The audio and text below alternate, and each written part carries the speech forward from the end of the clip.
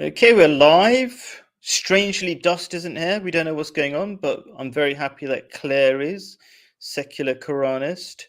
And what are we talking about? This is Claire's topic, which I thought was very smart and very. Claire always comes up with very insightful ideas, but very controversial ones. This is not particularly controversial, but the next one was in terms of her answer. But anyway, is religion? Let's just put up my.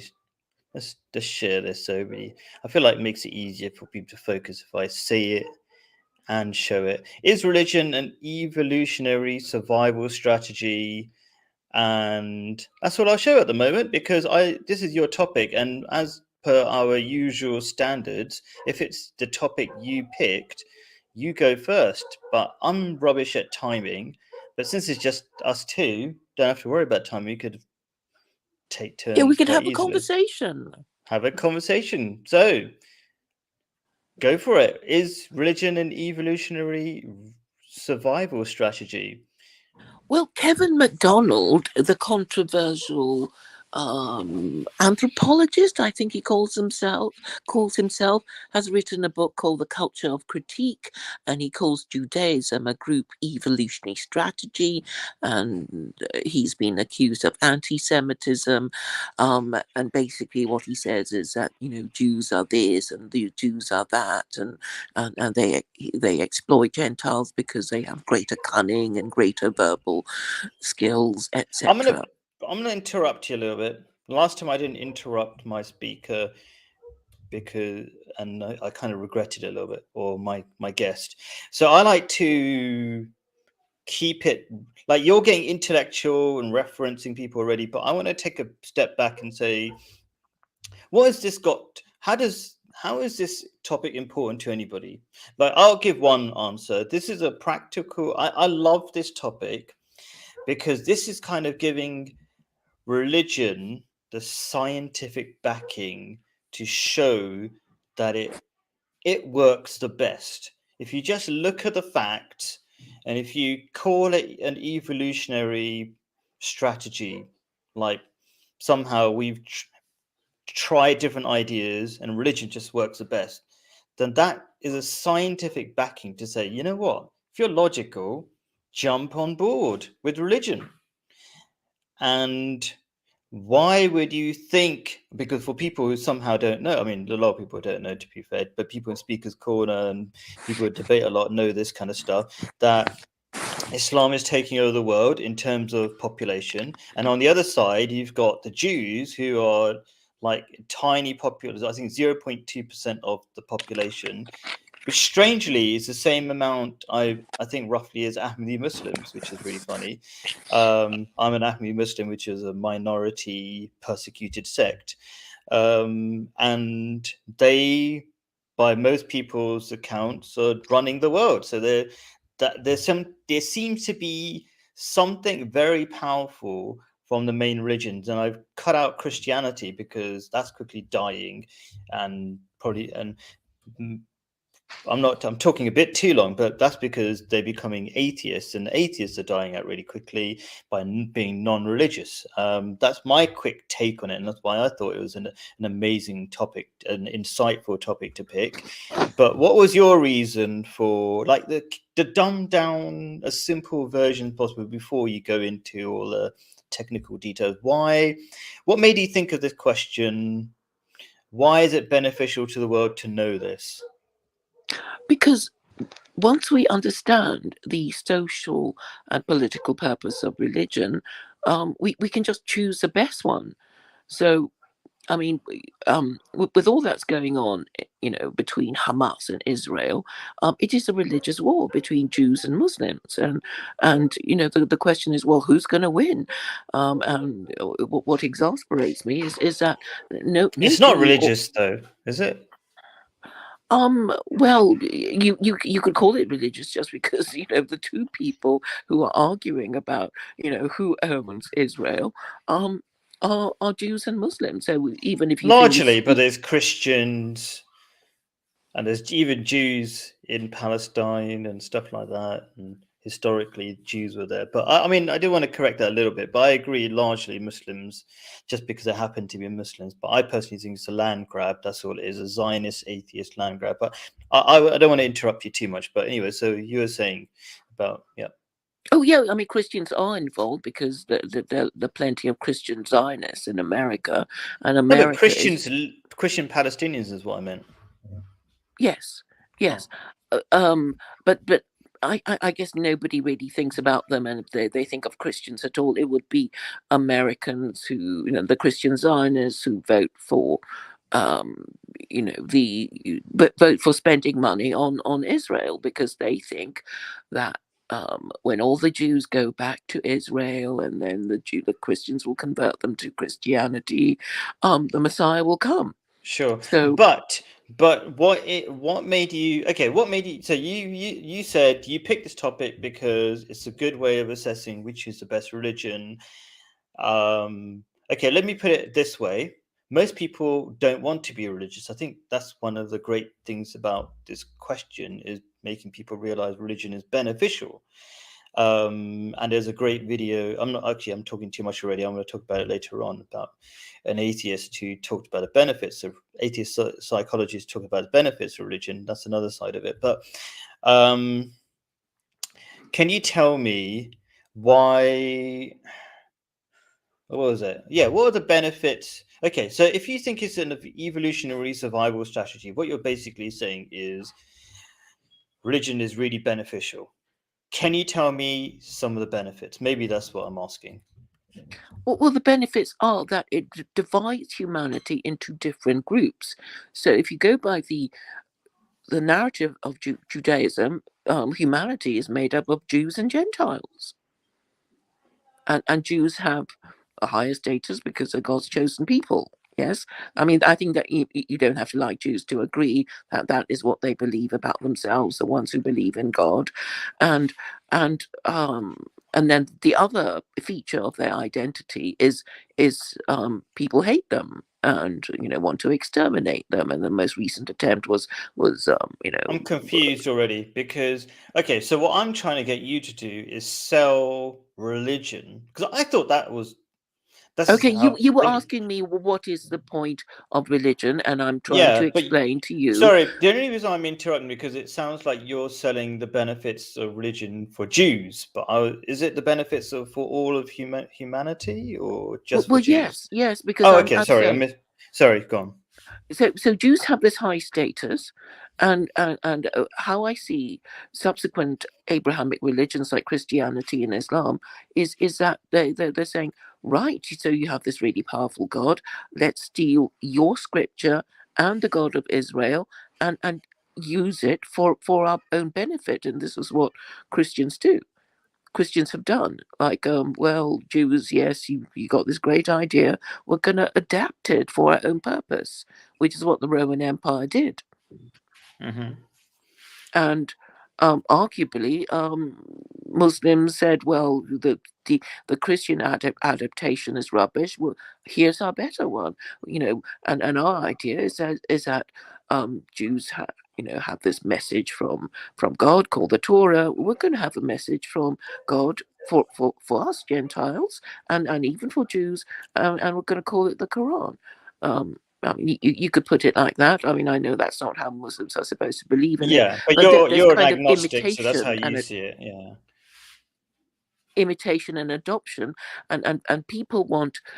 Obviously, if you're shopping around for a religion, you're going to choose the one with the most powerful God conceivable, because there's no point choosing a God that is less powerful, because then the group with the most powerful God will say, our God is more powerful than yours, and therefore we win. But I don't think that's how you did your. I don't think that's how you did your shopping, because you're agnostic, so you're not particularly worried about if God exists or not. You did some other shop. You shopped around according to some other characteristics of religion that I want to hear about, because I think there are many benefits of religion. Are there any And you always tell. I mean, just for the people. But okay, so I know you know many benefits of religion, but for people who've never heard you before, you're the secular Koranist, Claire says in your description there, Mm-hmm. which means basically you want to follow the religion of Islam through the Quran, yet not believe in Islam and be a Muslim or believe in God necessarily. Just take advantage of its function, the function of it. It's rules. It's rules that actually work. Yeah. So, can you tell me some of the benefits of religion for an agnostic to like yourself? Well, it would be, well, if God exists, then there is an afterlife, and therefore good will be rewarded and evil punished. And isn't that nice to know? And perhaps he does. And as an agnostic, we could, I can always contemplate the possibility of an afterlife where, good will be rewarded and evil punished. And I think it makes people who believe in this more likely to be able to do the right thing. But if you didn't believe in that, you'd only worry about, preserving your life, preserving your property, preserving your status and privileges, and if you're not absolutely certain that is going to work, you're not going to do it. It turns you into a coward and makes you very easy to control, because all you have to do with atheists is to bribe or threaten them, and that's why so many people are so corrupt, particularly the ruling classes, because they're atheists, really. I see. Okay, cool. And then might as well throw in some social benefits that you talk about all the time.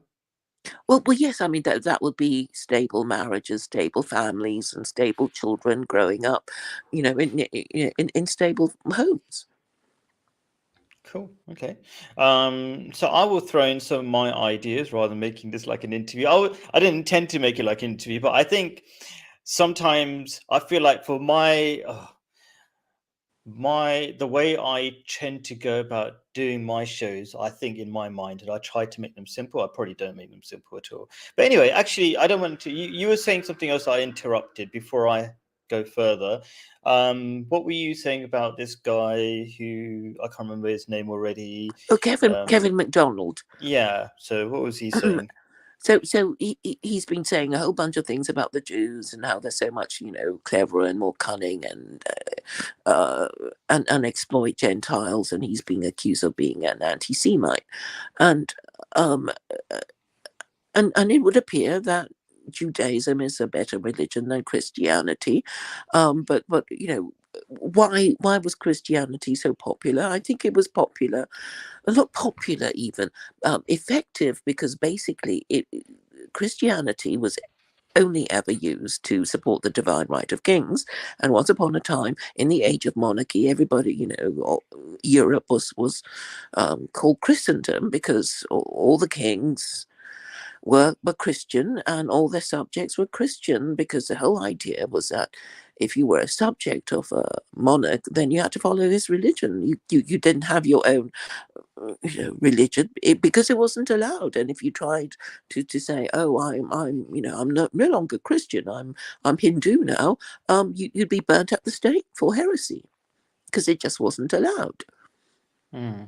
Because, I mean, of course, a king would say, well, you can't pretend to believe in another religion and use the God of your religion to curse me, and say I'm not doing anything right. So that's why it wasn't allowed. Yeah, and so if I was putting it in another way, they might not, the king who's adopted a particular religion might not even really believe in that religion, but it has a function. I think that's what the Roman emperor, what was it, Constantine did. I don't think he really believed, or who knows what he really believed, right? But it had a strong, religion has a great function of uniting people and getting people to listen and follow laws and stuff like that. Is that right? Is that what you're thinking as well? Yeah. I mean, the divine right of kings is, I mean, the Egyptians also had it. It was the idea that there was something special about being king, and you can't just sort of kill him because you think he's just a corrupt tyrant. God supports him, and there's something magical about him being king. So, and they have special rules, etc. And it would, the whole idea was to stop people from questioning their right to rule. Otherwise, it's like, well, I'm in charge, I'm a dictator, I control the police and the military and the church, and you have to listen to me, even though I'm just an evil bastard. Okay. All right. Okay. Some of your usual. We try not to swear, but yeah. Okay. If anybody's heard Claire, she's very funny in her own way. Okay. So I will flick through my scant arguments I'll very quickly say. So as usual, I do have a little script. I'm not really going to read it. So we've got, okay, what's the benefit of this to happiness? It's a practical scientific look at the benefits of religion. When you say scientific, we're talking about evolutionary. Like if we just pretend that it's even if you see religion as made up idea, and we've had religion since throughout the history or existence of human beings. So if it works, why not adopt it? Is a way of looking at things. Some people might disagree with that way of thinking because they say you can't believe lies. But anyway, so what is it that I'm just going to quickly look at Islam, Judaism, and atheism.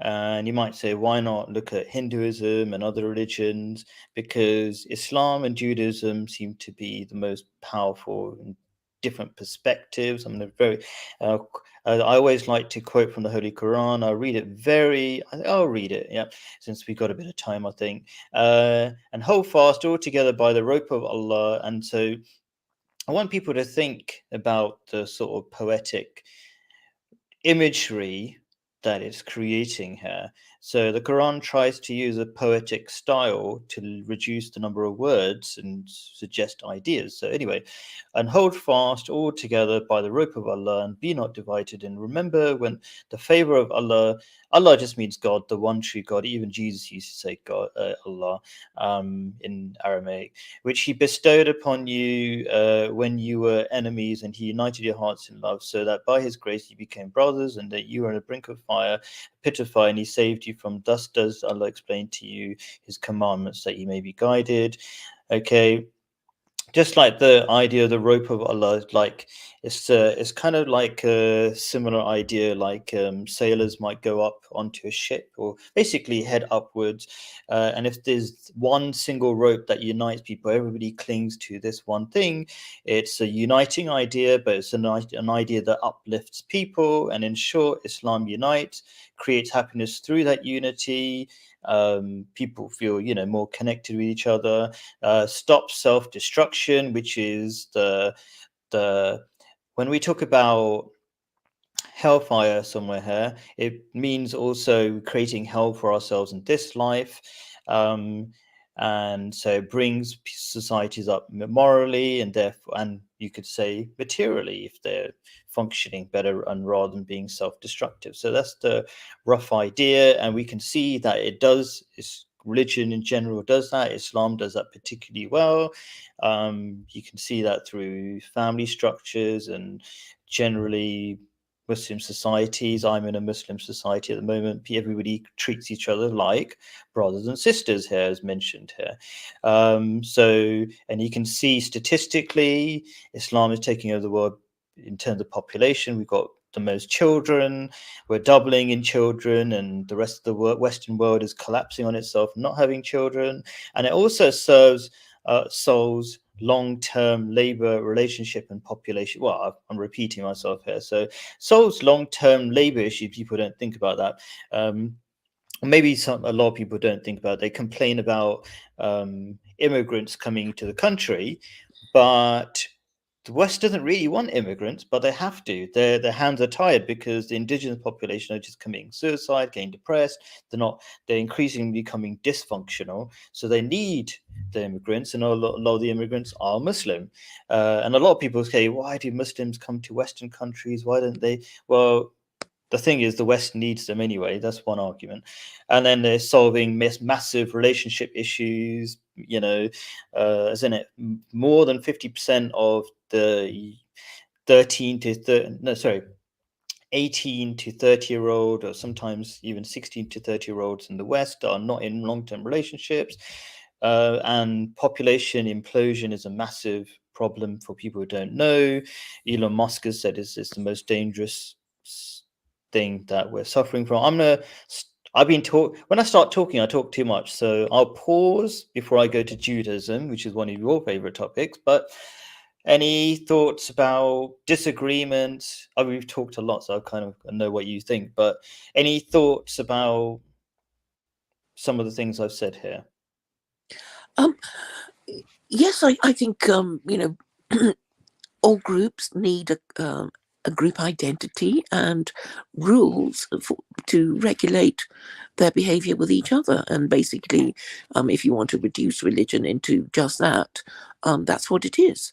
And you don't even have to talk about religions. You can talk about gangs. It's like we are a drug cartel, or whatever it is, or a joint venture company, or whatever it is. So the group needs to have a purpose. So its objectives need to be stated, and the rules that for the members need to be stated. And obviously, if it works, if people follow them, and the objectives are fulfilled, then it carries on. So Yeah. and So if you think about go it, on. religious groups are the most powerful human groups in the whole world, because they outlive empires. Yeah, and well, the reason why they outlive empires is because they're not just a bunch of rules. It's not just a group, but really effective rules that have, what was it called? Something the tested serves a test of time or whatever. Yes, Basically, it passes a test of time. Yes, exactly. So it's like if you look, you could compare atheists, right? They make up their rules, okay, and then versus the Muslim rules. Which ones are actually functioning to create long-term relationships?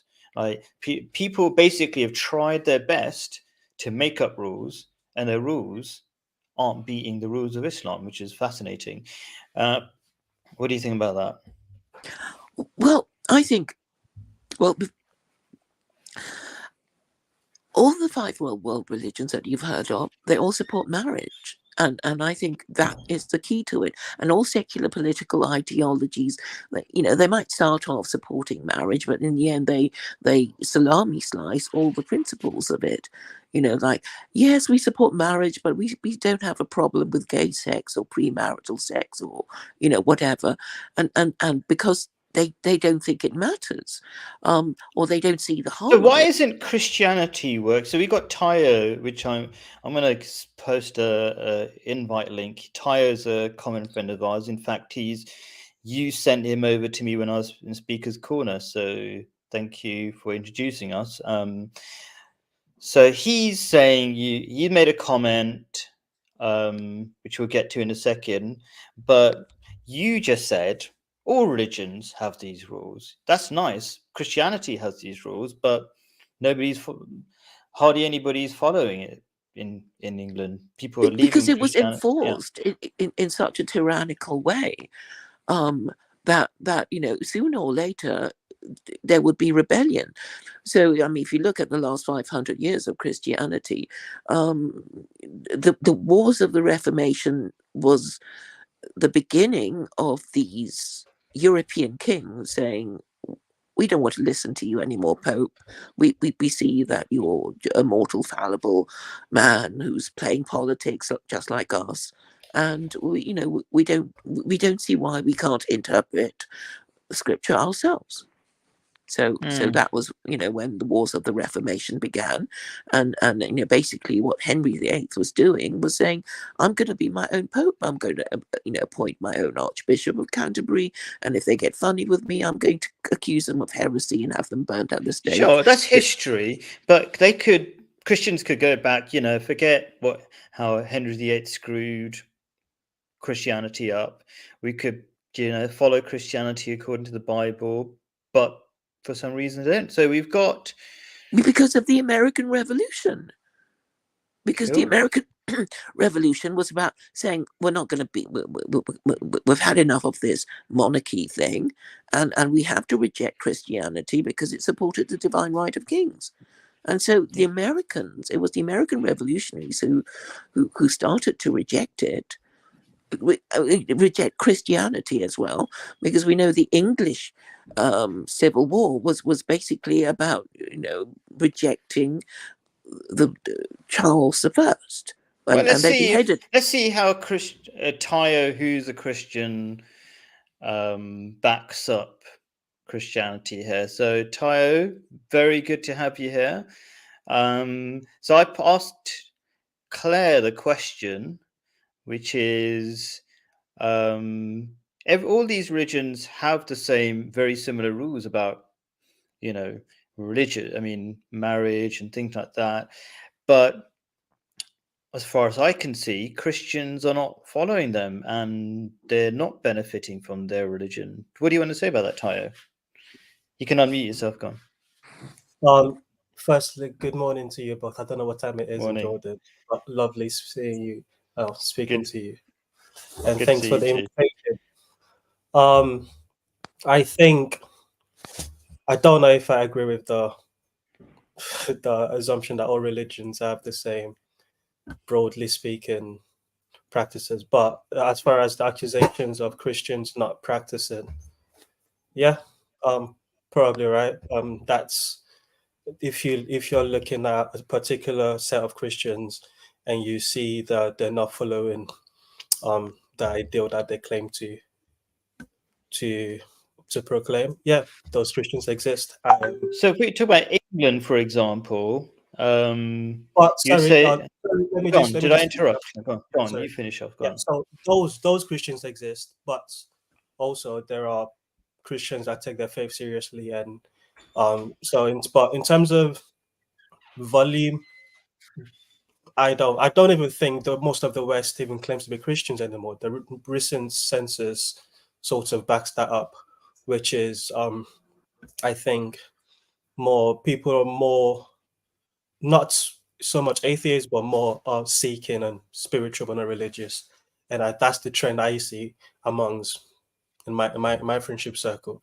So I don't so the claim that you levy at Christianity that yes, it's not holding up, it's yes, that's a fair claim and a right claim. But to say that means we should throw away Christianity, that means Christianity is invalid or Christianity isn't thriving, I think that's just depends on where you're looking.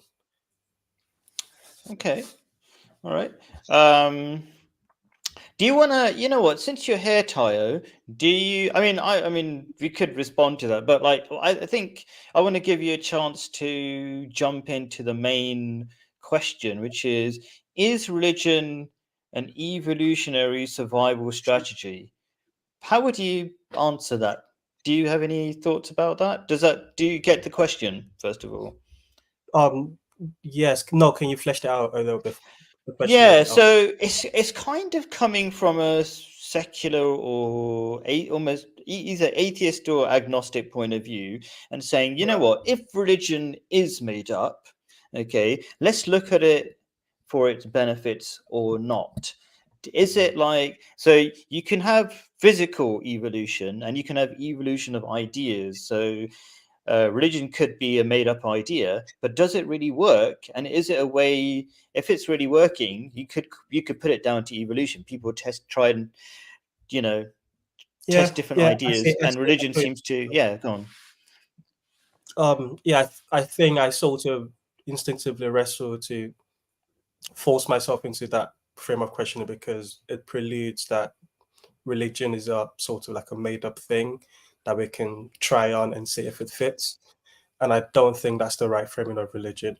But for the context of someone that's in an atheist or agnostic that's the frame that they've lived in. I think it could be useful for them to think religion in terms of as a pragmatical benefit, as something that which society has to be organized in society.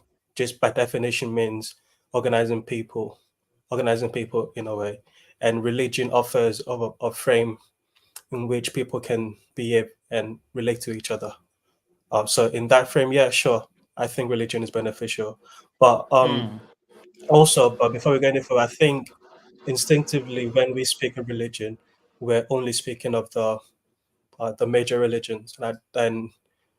Yeah, so I want you both to define religion and what you mean by religion. I suppose I'm thinking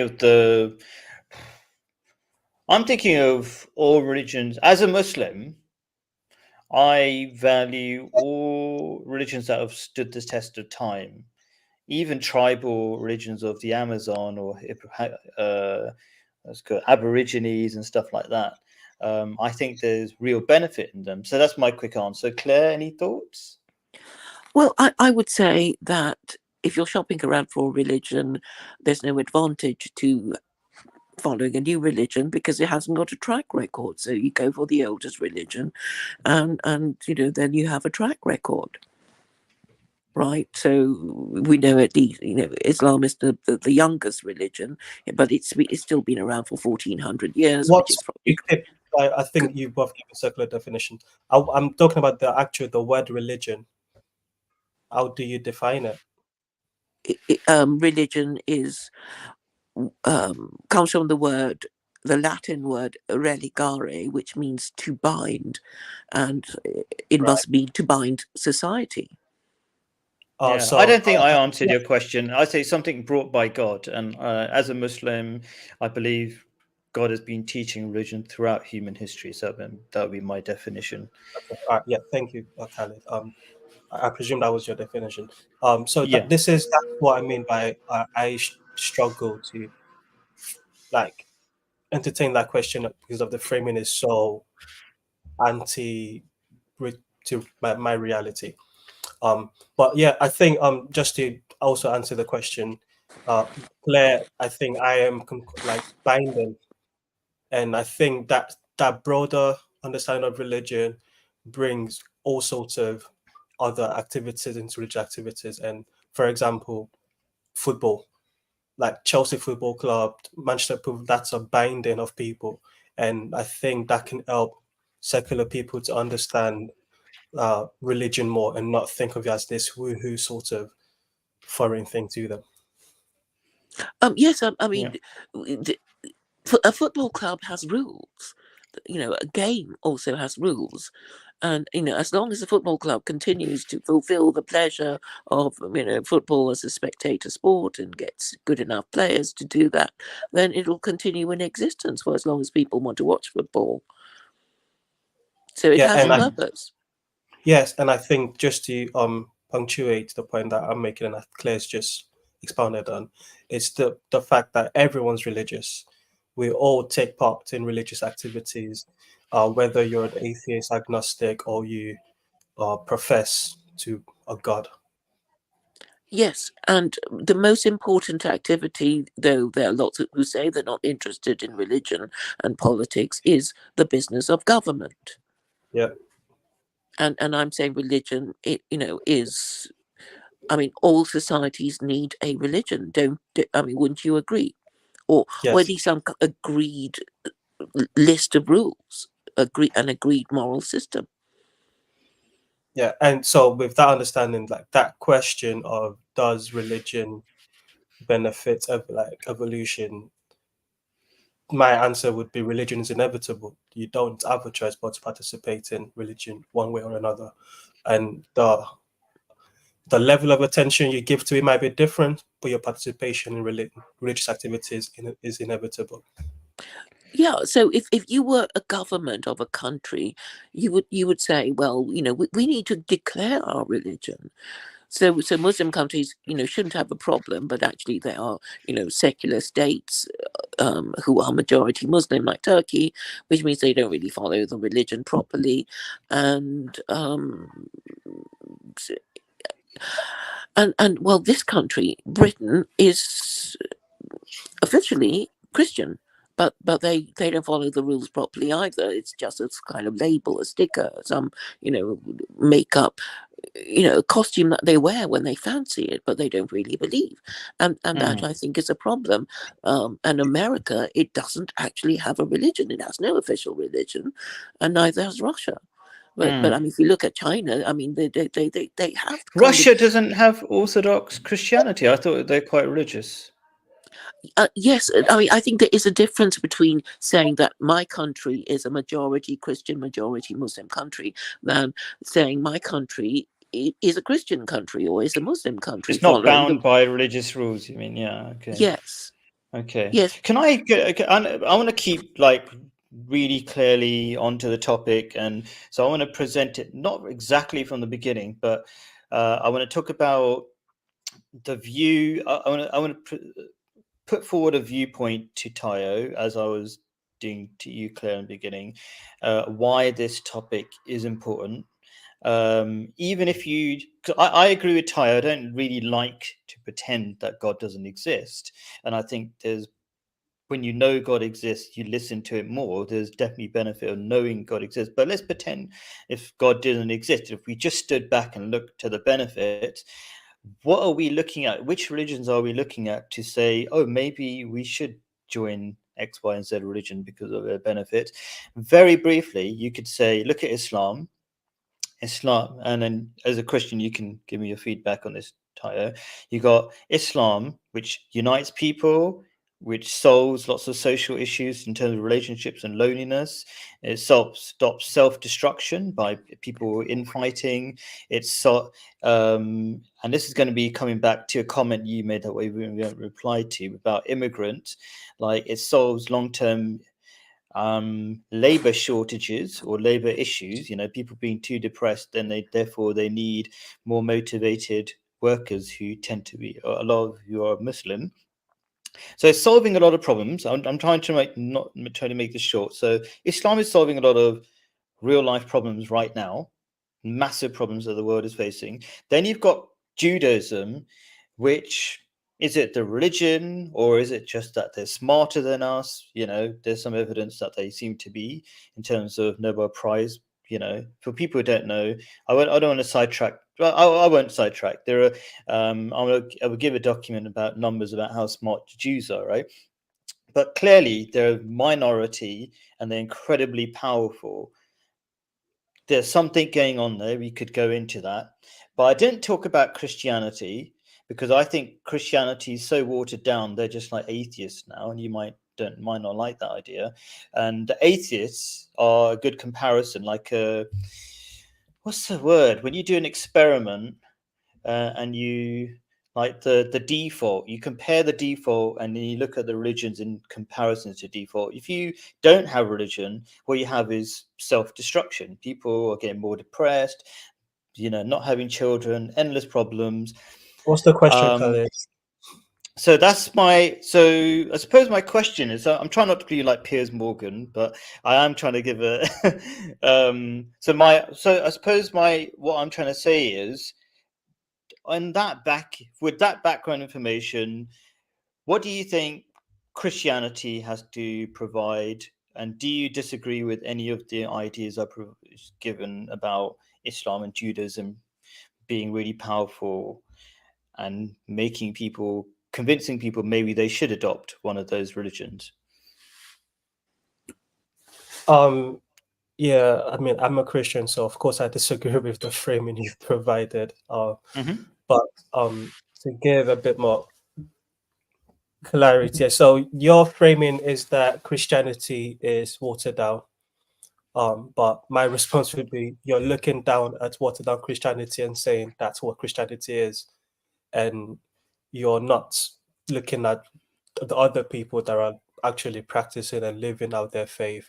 You're painting the picture that Christianity is the fallen west as you see it, spiritually fallen west as you see it. So that's my response to your framing. And in regards to what does Christianity have to offer, okay, so you mentioned immigration, which I thought was hilarious, and saying that Christianity, the Christian are so worn down and lazy and lack motivation that they need immigration from Muslim countries who are more motivated. I think that's a uncharitable framing of the situation, but if that's your perspective, I guess that's your perspective. My perspective of the immigration is that there is the Christian West, the Christianized West allows for allows for immigration, is welcoming to the Muslims, the Jews, that Christianity afforded secularity. Without Christianity, there would secularity would have been a myth, and secularity actually came through because of the violence of Christians against Christians, and the West came to the conclusion of, okay, let's all pack our religion into, keep our religions in behind closed doors, and in the public sphere we'll just discuss. That's when politics became sort of the seed of the new religion that it is now. So my perspective is very different to yours. I see more the ups and downs of Christendom in the West, the birth of secularity.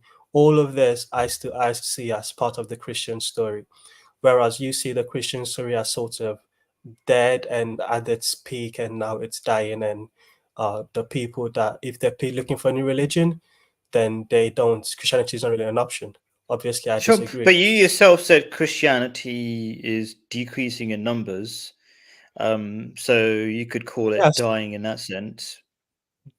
Where are you looking? Where is it England, for decreasing? example, in the West generally, England. yeah. Yeah, I think as a Christian, one of the things that my religion affords me is the ability to live in the now and not yet.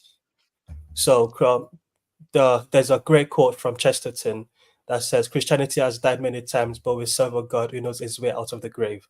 So anywhere that you look and say, okay, Christianity is dying here, I'm like, okay, cool, fair enough.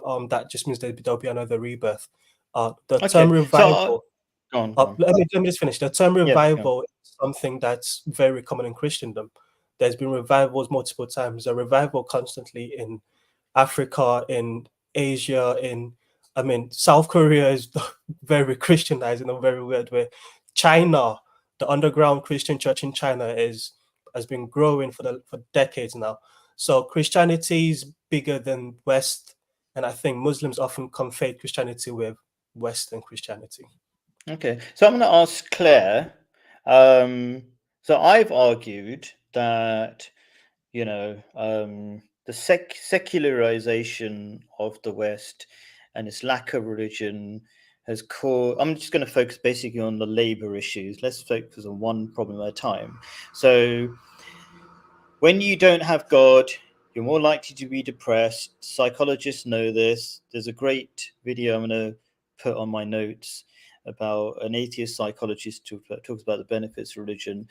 And the fact that you're more likely to be depressed and things like that if you're atheist. So my argument is, as people don't believe in God, they don't have religious rules that work and make them happy.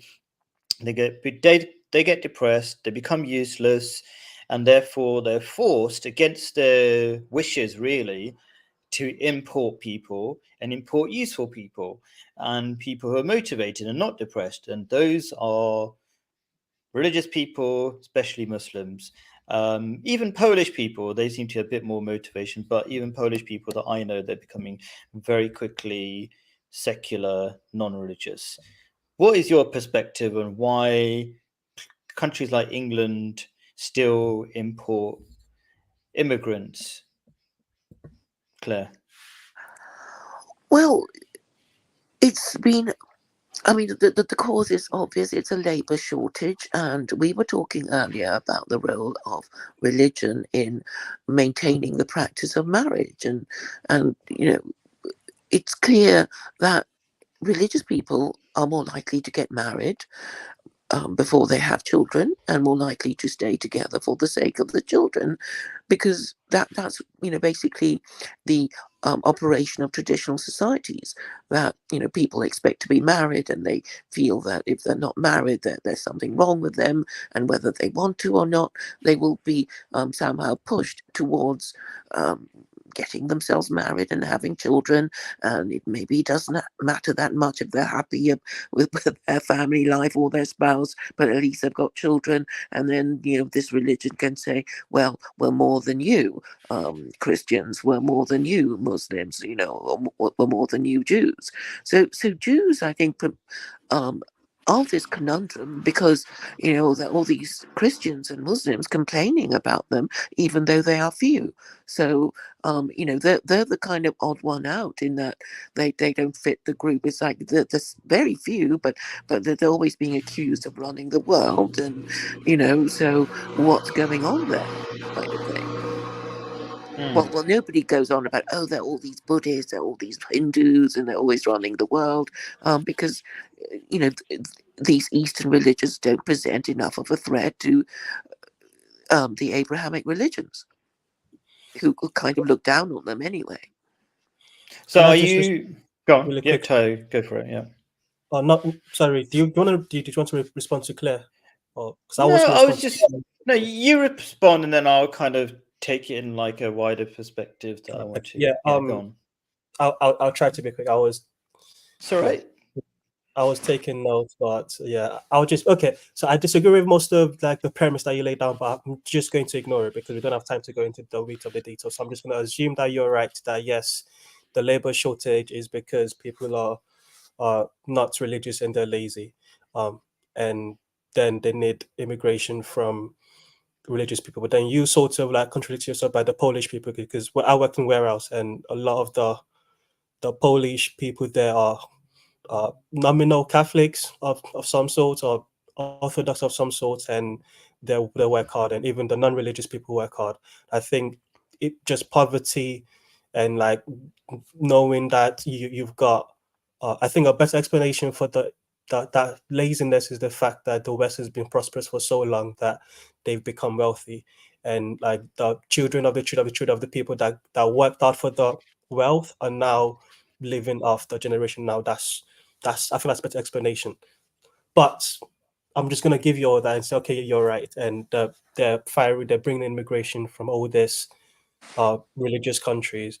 I think your framing of it's mainly Muslim, it's unfair, because I know like Nigeria, for example, is like more basically 50% Muslim, 50% Christians, and both the Muslim and the Christians that come over work hard, like they're both prosperous. And another thing is that the narrative of the West is non-religious and it's bringing in immigration of religious people. Yes, that also includes religious Christians that the West had previously gone to colonize and bring Christianity to. And those Christians are not coming to the West and saying, yep, we're just going to become westernized and become atheist and become irreligious. No. Like, look at Speaker's Corner, for example. It's filled with immigrants from different countries that are Christians and there to explain their faith, argue their faith the best they can, and defend their faith. So the immigrants of religious people includes Muslims and also Christians, because there are Christians outside of the West. Okay, I'll briefly say that countries that have recently become more secular, like the Polish, so they were very strong Christians, and they benefited from those rules, including, I would say the same about African countries. They're more strict according to religions. Nigerian Christians probably way more strict than Western Christians, I would say, about their religion.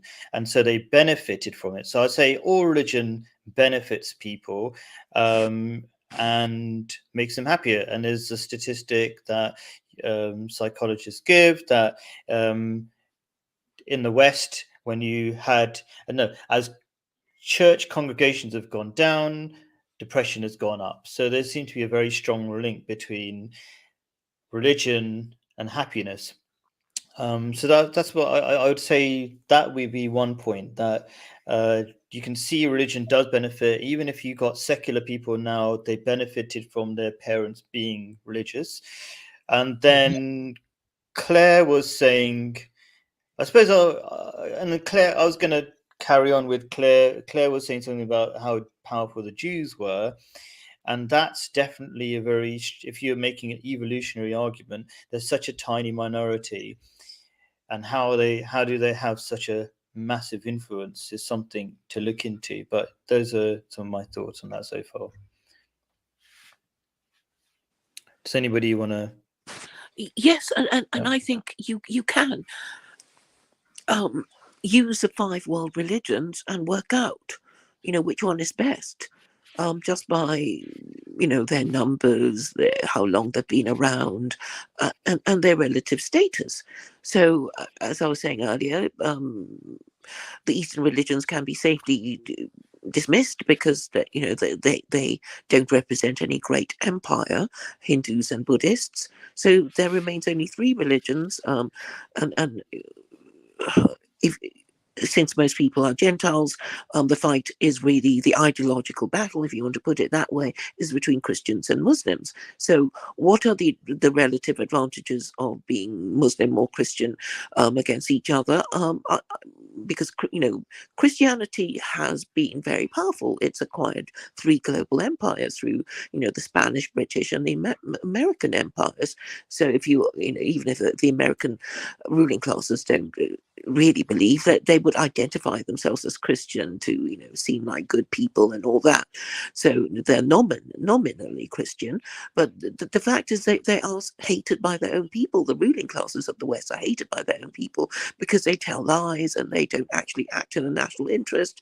Putin is arguably the only Western leader that seems to be governing in the Russian national interest, but he doesn't really.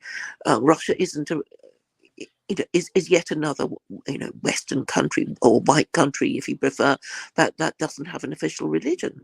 And I think yes, Putin is all very well while he lives and governs, but everyone has to die in the end, and who will replace him, we don't know.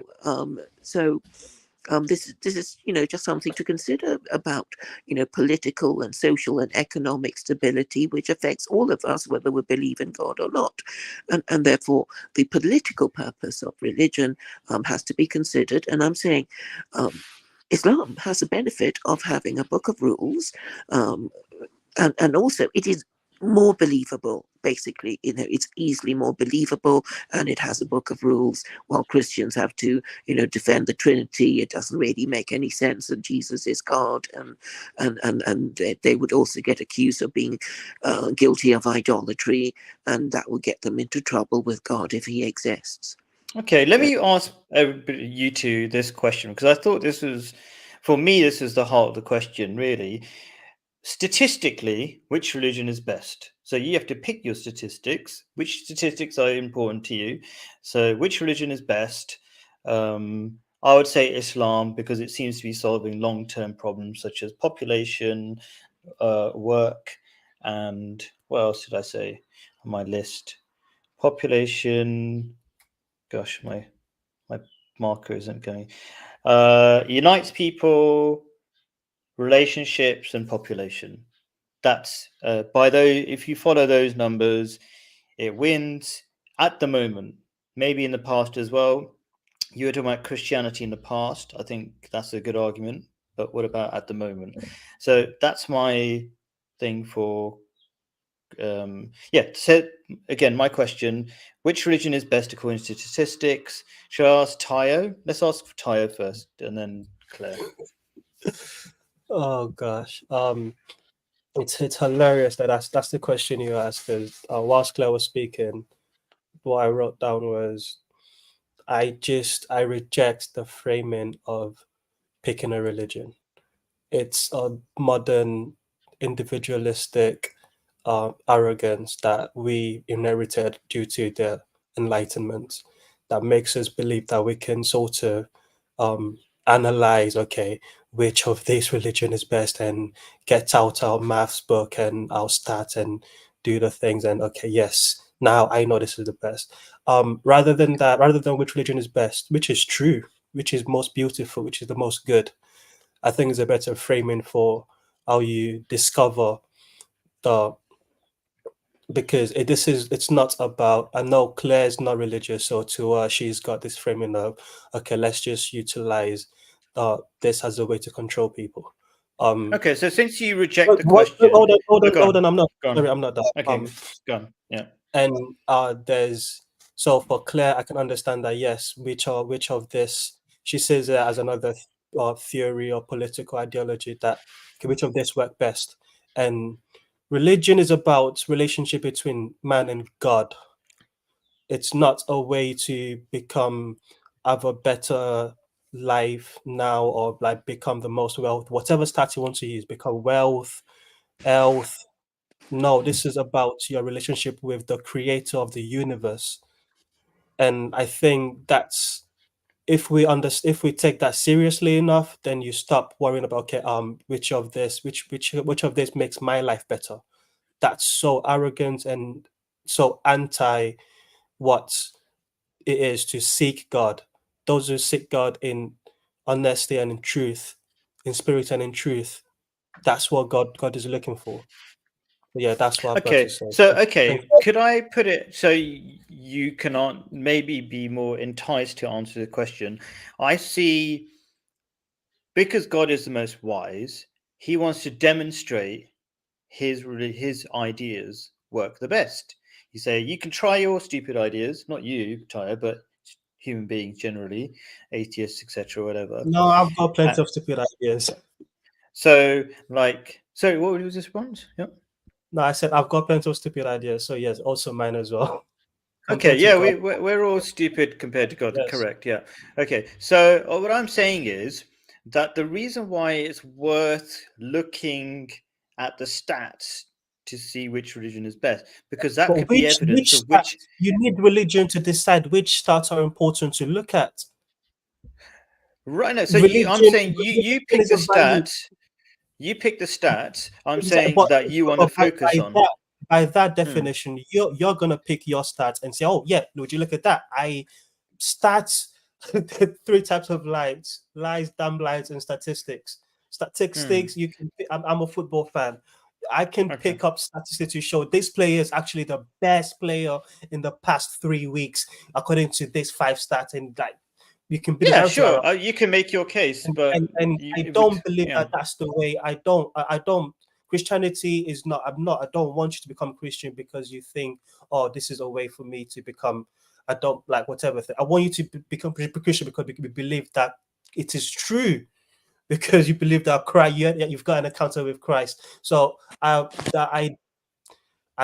reject this Okay, framing of so you know why. the Bible better than me. Let me quote. So what was it? What was it? What was it? A tree can be measured by its fruits. What was the phrase? What was the quote from the Bible? Tyre? No, I'm not no, sure. a tree by its fruits. Right. Okay. So the fruit could be the You shall know statistics. them by their fruits. Right. Okay. So just one more time, if you want, and Love, then I'll move on to Claire.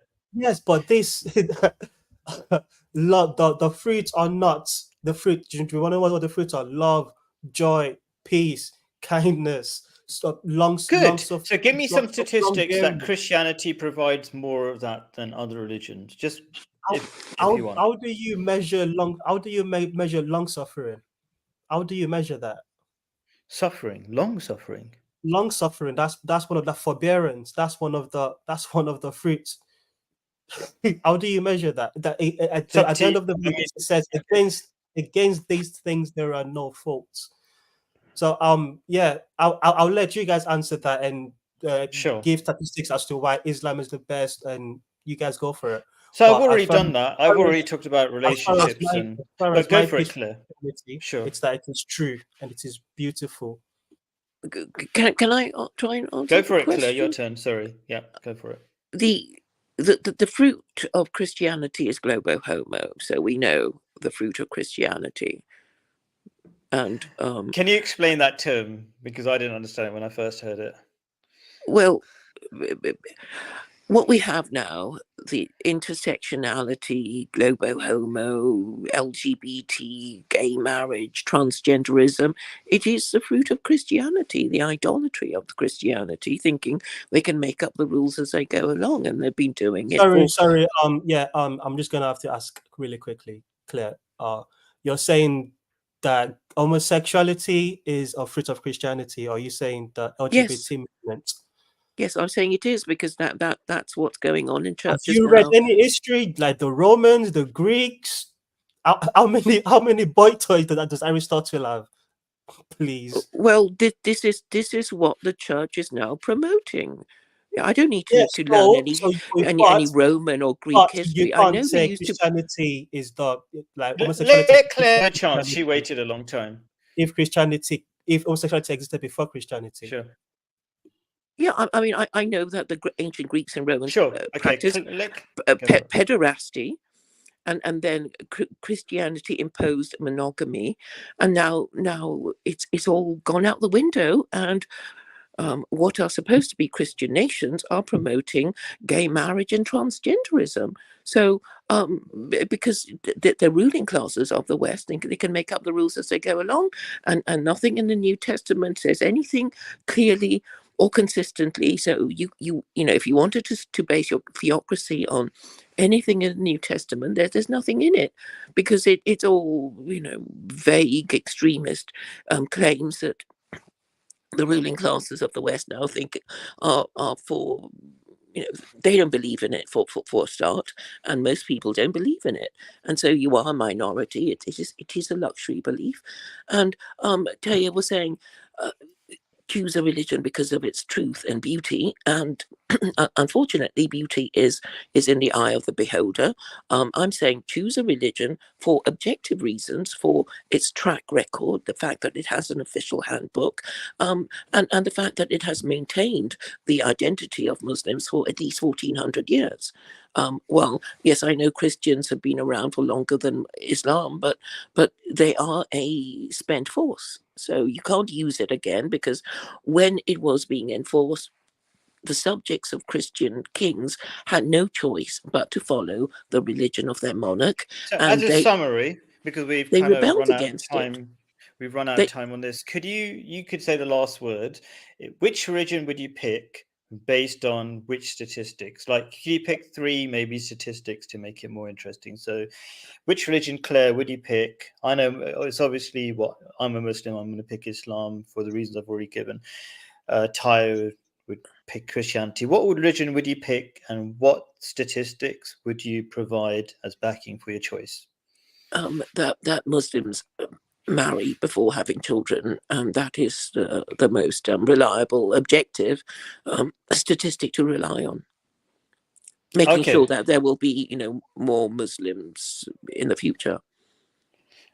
Okay, so you're saying for longevity of the religion, and therefore you're saying basically the way you can show something is evolutionarily correct is that basically it takes over everything, and the statistic you're going to go for therefore is the ability birth to rate. this birth rate. Okay, Yes. cool.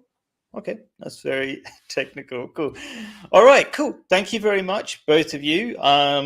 Taya, if you're interested, you can join the next one about homelessness. I don't know where Dust has gone and his usual friends, but I will WhatsApp it to you if you want, as the topic is, Taya, and it might be boring for you, it's up to you. Topic is homelessness a failure of your leadership? I don't know why. I always get confused why Dust was adamant that I use the word your leadership, but the word your. But he says, is homelessness a failure of your leadership and morality? So I will, you know what? I'm just going to post the link for anybody to join. If in the live chat before we go. Oh, where is it? Here we go. Copy, paste. So that's the next discussion. I probably should have had the link for an actual live YouTube video. Please go to my channel or something for the next live stream that we're going to go to now. All right. Thank you very much. Bye. Hopefully I'll catch you, Claire, in the next one. Bye. Okay. See you. Bye.